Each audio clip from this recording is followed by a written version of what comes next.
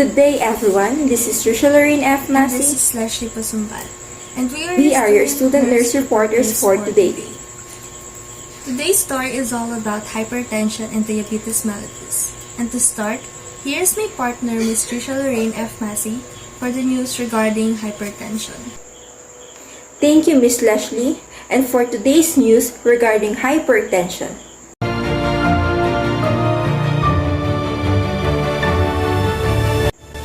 Hypertension, also known as high blood pressure, is a serious medical condition wherein the blood moves at a higher pressure than normal. It is a silent killer because it has no warning symptoms and is often left undiagnosed for many. Ang hypertension ay ang pagkakaroon ng BP na equal o mas mataas pa sa 140/90. Ito ay tinuturing ng stage 1 hypertension. Kung ang BP ay umaabot pa sa 160/100, ito ay tinatawag na stage 2 hypertension. Ang sanhi ng sakit na ito ay may maraming dahilan. Ito ay maaaring dulot ng mataas na volume o dami ng dugo bunsod ng mataas na konsentrasyon ng asin sa dugo. Mataas ng presyon sa daluyan ng dugo dahil sa nakabarang kolesterol. Sa mga daluyang ito, o di naman kaya ay dulot ng ibang karamdaman katulad ng chronic kidney disease. Mayroon ding mga gamot at ibang kemikal na maaaring magdulot ng pagtaas ng presyon ng dugo tulad ng alcohol, phenylephrine na ginagamit para sa sipon, pinagbabawal na gamot katulad ng cocaine at nicotine na itinuturing importanteng component ng sigarilyo. Karamihan sa mga taong may alta presyon ay hindi batid na meron silang ganitong karamdaman. Hanggang sila ay makuhanan ng mataas na BP. Malaking porsyento ng mga pasyente may mataas na BP ay walang sintomas na idinadain. Ngunit may mangilan-ngilan na nagkakaroon ng mga sumusunod na sintomas: pananakit ng ulo, pagdurugo ng ilong, at pagkahapo. Tinatayang 1.13 billion na tao ang nabubuhay na may hypertension sa Pilipinas. Ang puso ang nagsisilbing tagabomba o nagsusuplay ng dugo sa buong katawan na dumadaan sa blood vessels o daluyan ng dugo. Paninigarilyo, mataas na kolesterol, diabetes, labis na katabaan at kakulangan sa ehersisyo, family history, at pagtanda. Ito ang mga aspeto na maaaring magdulot ng pagkitid o pagbara ng daanan ng dugo, kaya nahihirapan ito sa pagdaloy na nagiging sanhi ng alta presyon. Sa pagtaas ng presyon, maaaring magkaroon ng sakit sa bato, sakit sa puso, at stroke. Ang alta presyon o hypertension ay makokontrol sa pamamagitan ng malusog na pamumuhay o healthy lifestyle. Regular na exercise na hindi bababa sa 30 minuto kada araw o 2.5 hours kada linggo. At pagtigil sa paninigarilyo ay ang mga unang panlaban para makontrol ang alta presyon. Sa tamang pag-inom ng gamot at regular na follow-up check-up sa doktor, mapapanatiling kontrolado ang alta presyon. Maproprotektahan ng puso, ang bato, at maaaring makaiwas sa komplikasyon katulad ng stroke at atake sa puso. Regular na i-monitor ang presyon kahit sa bahay at maaaring magtungo sa pinakamalapit na health center kung kinakailangan para sa mga libreng gamot na handog ng Department of Health. Kumain ng tama at tandaan ang trio. Regular na exercise, iwasan ng stress, at no sa serbisyo. Iwas alta presyon kung may matamang nutrisyon at medikasyon. This is it for the news regarding hypertension.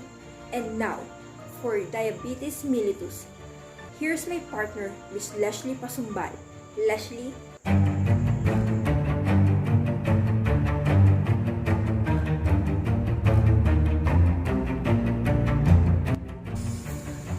So thank you, Miss Trishia Lorraine Masi. Good day to everyone. My name is Leshly Pasumbal, and I'm a student nurse at Lorraine University, Philippines. So now that we know what hypertension hypertension is and how to properly treat and avoid it, we can now proceed to diabetes mellitus, which is also one of the most alarming disease worldwide. So having diabetes is indeed scary, but do not panic, for here I am. I will educate and tell you how to properly treat and avoid it, as well as to tell you some complications that comes with it. Dito sa Pilipinas, 2,882 cases or 6.6% na ang bilang ng mga namamatay dahil sa diabetes mellitus ngayong taon. Pero alam niyo ba na maraming mga alternatibong paraan upang maiwasan ang pagkakaroon ng diabetes? But before I tell you, let me discuss first what diabetes is and what can it do to our body after a short commercial break.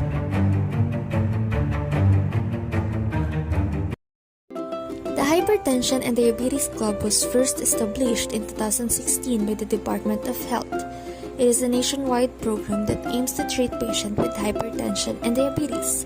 This program intends to allow patients to avail of free maintenance medications for elevated blood pressure, cholesterol, and diabetes. The main objective of this practice is to provide free medical consultation, facilitate the distribution of free maintenance medicines for high blood pressure, cholesterol, and diabetes in order to control and prevent the complications of these non-communicable diseases. And above all, to empower the barangay health workers and members of the club to address the needs of the patients and take care of themselves respectively.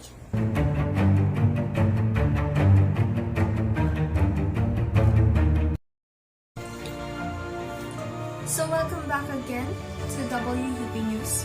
So for diabetes mellitus, DOH or Department of Health's definition of it is a group of metabolic disorders characterized by the high blood sugar. So for you to understand easily, let us go back to how our body functions. So kapag kumakain tayo, napupunta yung mga pagkain na yun sa ating tiyan.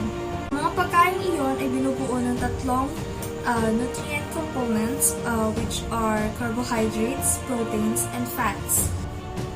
While our digestive system do its work, which is digesting food, ang carbohydrates ay nagiging sugar or tinatawag na glucose.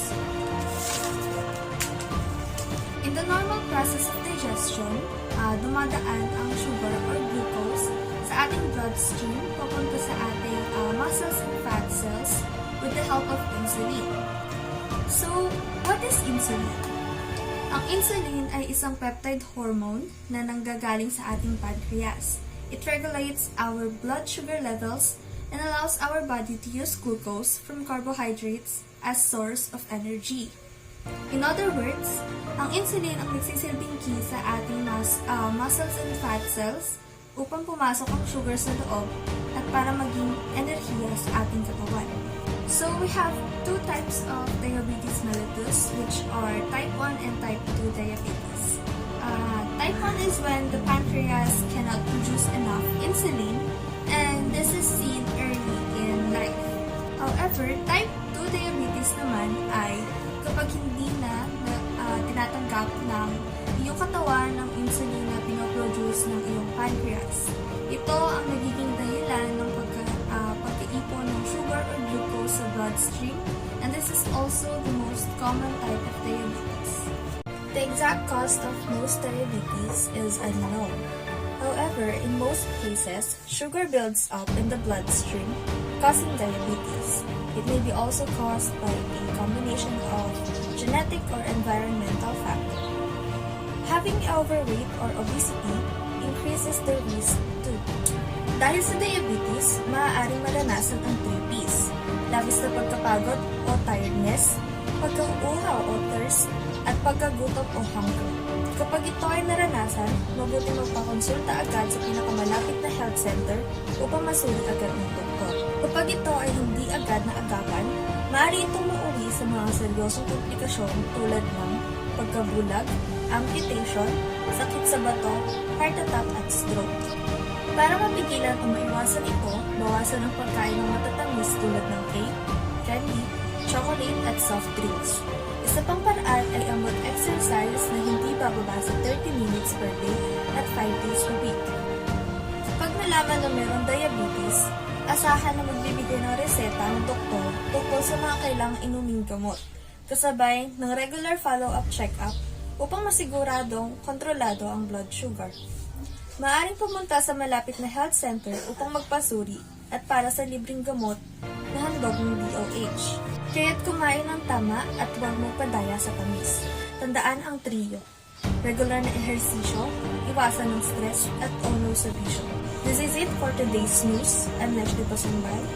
Trishia Lorraine F. Masi. Have a good day everyone.